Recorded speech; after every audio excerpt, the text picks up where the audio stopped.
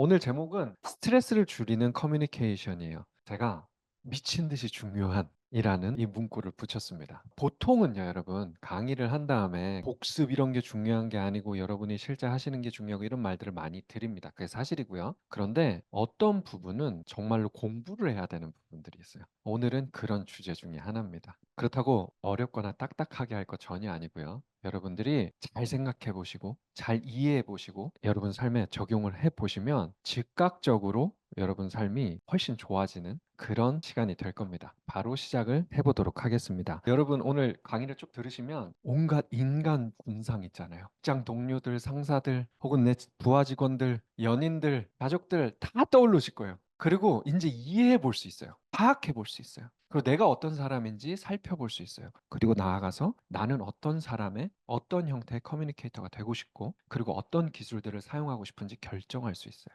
하나하나 재밌게 한번 얘기를 나눠볼게요. 가장 기본적으로 우리가 커뮤니케이션을 하려면 커뮤니케이션을 하는 사람들이 있죠. 그 사람들의 유형이 커뮤니케이션하는 방식에 따라서 크게 네 가지로 구분이 됩니다. 네 가지로 구분이 되는데 여러분이 이 네 가지를 볼 때 절대 하지 말아야 되실 생각이 이게 이거보다 더 우월하다. 이게 이거보다 더 좋다. 이런 생각은 전혀 하실 필요가 없어요. 우리가 이걸 공부하는 이유가 뭐라고요?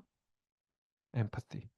그러니까 그 상황을 파악하는 거, 그 상대를 파악하는 거, 이 네 가지를 우린 다 겪을 겁니다. 네 가지 사람들을 유형을 다 볼 거예요. 그리고 어떤 상황에 따라서 나의 역할에 따라서 나도 바꿔서 해야 될 경우들이 굉장히 많아질 거예요. 그래서 일단 파악하고 판단 없이 장단점을 살펴보는 게 중요한 겁니다. 아셨죠? 첫 번째는 이제 분석적 유형의 커뮤니케이터들이 있어요. 조직에서 되게 많이 보실 거예요. 쉽게 말하면 숫자랑 데이터를 기반으로 얘기하는 사람들입니다. 반대되는 거는 약간 모호하게 얘기하는 거, 추상적으로 얘기하는 거, 이런 것들과 대척점에 있는 분들이죠. 그래서 어떤 거든지 정확한 근거를 가지고 얘기를 하길 원해요. 예를 들어서 저희가 요번에 한 프로젝트 잘 진행되고 있습니다라고 하면 잘 진행된다는 거의 기준은 뭔가? 라는 질문이 들 수밖에 없어요. 잘 진행된다는 게 뭔가? 그게 어떤 숫자나 어떤 데이터를 근거로 한 것인가? 라는 질문을 할 수밖에 없는 유형의 커뮤니케이터들이에요. 장점이라고 한다면 당연히 어떤 일을 추진함에 있어서 굉장히 도움이 되는 커뮤니케이터겠죠. 그런데 반대로 이 분석적인 커뮤니케이션을 하지 않는 분들의 눈에 봤을 때는 어때 보일까요?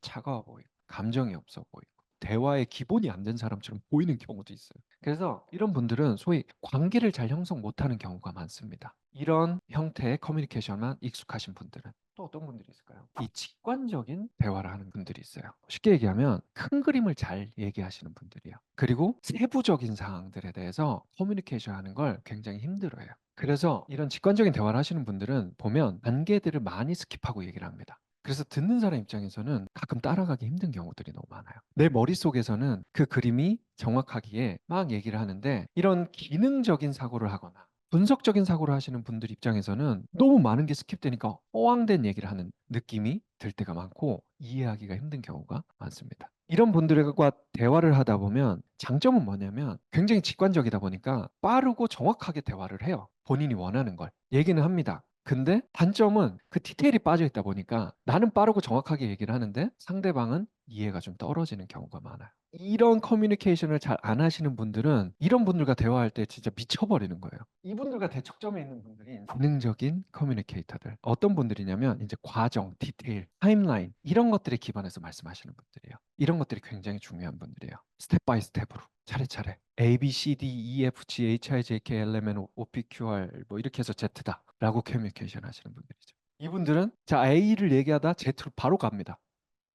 이 사람들 B, C, D, E, F, G는 다 어디 갔냐 이거죠. 근데 이 사람들은 아 Z가 지금 중요한데 지금 B, C, D 이 얘기를 왜 나한테 하고 있나 이렇게 되는 거예요 서로 서로. 장점이라면 이런 분들이 일할 땐 항상 필요해요. 없으면 안 되겠죠. 다들 이렇다고 생각해 보세요. 징검다리 없이 이 시작점과 끝점만 계속 얘기를 한다면 그걸 채울 수가 없잖아요. 그죠? 반면 단점은 거기에 너무 집중하다 보면 말 그대로 우리가 원래 하려던 거. 커뮤니케이션으로 따지면 내가 만약에 청자에게 스피킹을 한다고 쳐요. 내가 어디 나가서 여러분들이 테드에 나가서 얘기를 합니다. 그래서 A, B, C, D, E, F 막 이게 중요하다 보니까 청자들이 사실 Z만 기억을 하는데 거기에 막 몰두가 되는 거예요. 이 Z를 잘 기억을 못해요. 사람들이. 그런 위험 요소도 가지고 있어요. 이해가시죠? Z는 아직 들어보지도 못했는데 사람들이 다 떠나요.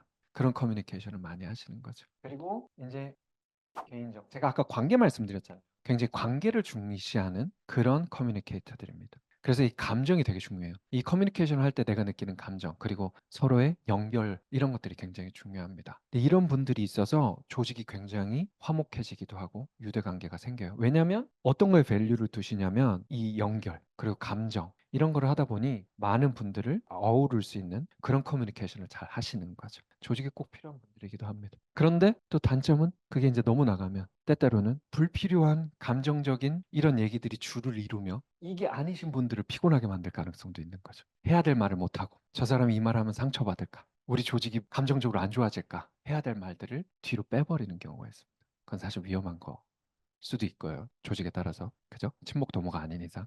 여러분들이 이렇게 들어보셨을 때 나는 이런 성향인데? 라는 생각이 드셨을 수도 있어요. 그런데 이게 되게 상대적이에요. 예를 들어 볼게요. 나는 굉장히 인투이티브해. 난 되게 굉장히 직관적으로 얘기해. 이렇게 생각을 해요. 스스로는. 그런데 나보다 더 심한 사람을 만나요. 여행을 같이 가요. 그럼 내가 어쩔 수 없이 이 펑셔널 커뮤니케이션을 하게 돼요. 내가 막 알아서 챙겨야 되고 프로세스를. 원래 안 그런데. 무슨 얘기냐면 어떤 조직에 들어갔을 때 내가 사실 지금 이 역할이 필요할 수가 있어요. 펑셔널 커뮤니케이션에. 어떤 조직에 들어갔을 때 내가 이 퍼스널이 필요할 수도 있어요.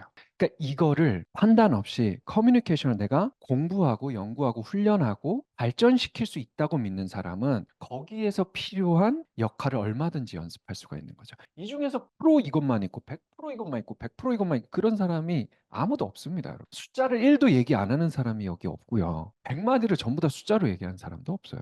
그죠? 프로세스를 1도 생각 안 하는 사람도 없습니다. 그러니까 고정 마인셋만 버리시면 지금 이 조직에서 나에게 그리고 오늘 미팅에서 혹은 오늘 만남에서 내가 취하고자 하는 커뮤니케이션 스타일 혹은 저 사람이 지금 보이고 있는 커뮤니케이션 스타일 파악할 수가 있는 거죠. 여러분들이 뭐 학술 발표하는데 이 분석적인 얘기를 안 하고 직관적인 얘기만 하실 수는 없잖아요. 그죠? 청자들이 기대하는 게 그게 아닐 거잖아요. 그렇다면 나는 당연히 분석적이고 기능적인 커뮤니케이션을 하려고 할 겁니다. 그 파악이 돼야 되는 거죠. 거기 가서 막 Z만 얘기하고 사람들이 내 얘기를 못 알아줘. 이거는 그냥 말 그대로 내가 지금 파악이 안 되는 거 이상도 이하도 아니겠죠. 발표를 할 때, 보고를 할 때, 대화를 할 때 내가 어떤 모자를 쓰고 저 사람들은 지금 어떤 형태로 커뮤니케이션 하는지 파악할 수 있다면 스트레스는 기하급수적으로 줄어들 겁니다. 이 커뮤니케이션이라는 게 그 어떤 영역보다 여러분들 삶과 밀접하게 연관이 돼 있어요. 우리 매일매일 대화를 합니다. 매일매일 글을 써요. 매일매일 표정을 짓고 살아요.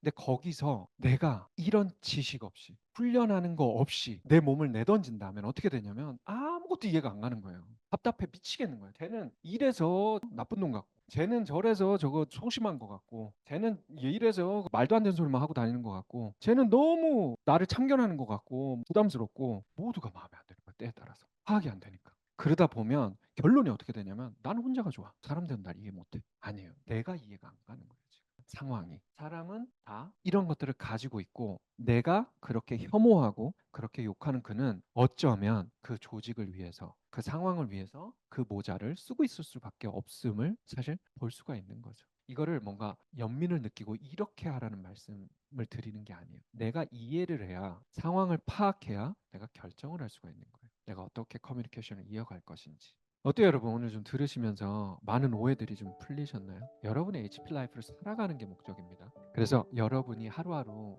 매일매일 누군가와 대화하고 살아가심에 있어서 거기서 내가 이것들을 잘 생각을 해보시면 과연 지금 고객이 원하는 건 이런 직관적인 얘기일까? 아니면 조금 더 기능적이고 개인적인 터치가 좀 들어가면 좋을까? 이런 것들도 얼마든지 우리가 생각을 해볼 수가 있는 거죠. 그래서 많은 연습이 필요하실 겁니다. 지식을 가장 잘못 쓰는 거는 내가 이제 알아서 그게 이제 답답해지거나 사람을 판단하는 용도로 쓰거나 그것들이 이제 지식의 저주인 거죠. 그게 아니라 다시 말씀드리지만 이해하고 내가 스트레스를 줄이는 거예요. 상황을 파악함으로써. 그리고 내가 연습을 해나가는 겁니다. 좋습니다, 여러분. 저도 이것들을 연습하면서 함께 일하시는 분들에 대한 판단이 많이 줄어들고 그러다 보면 애정이 많이 생겨요. 내가 이해를 하다 보면 안 그러려고 해도 애정도 많이 생기고요. 오늘 너무 감사드리고 마무리 잘 하시고요. 바이바이.